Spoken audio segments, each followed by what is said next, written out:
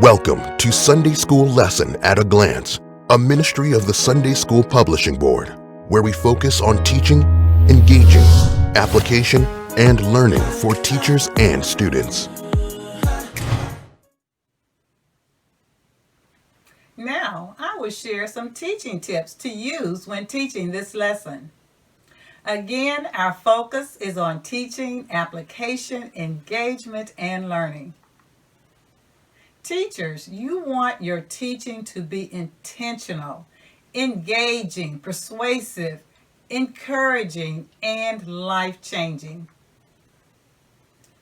Adults learn better when given opportunities to share their knowledge and experiences in class. And we know as adults, we have many experiences to share. When preparing your lesson, consider the physical, the spiritual, emotional, and learning needs of the students you teach. Your students may be at different levels spiritually. I am now going to share an engagement activity that you can use when teaching this lesson. As an introduction activity, have students take a minute or two and think of a wise saying that they find themselves repeating often, and when do they find themselves using this wise saying? Have a few students share their responses.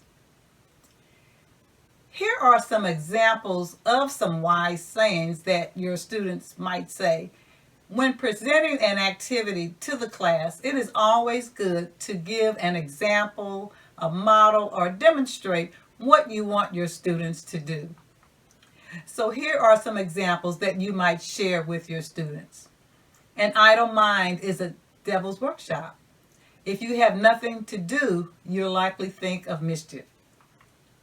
A stitch in time saves 9. It's better to deal with problems immediately rather than wait until they worsen or get much, much bigger. Another example might be, as you sow, so shall you reap. Your actions, good or bad, determine what you get. Again, you can use this as a lead-in or an introduction to the lesson. As a closing activity, have a discussion question.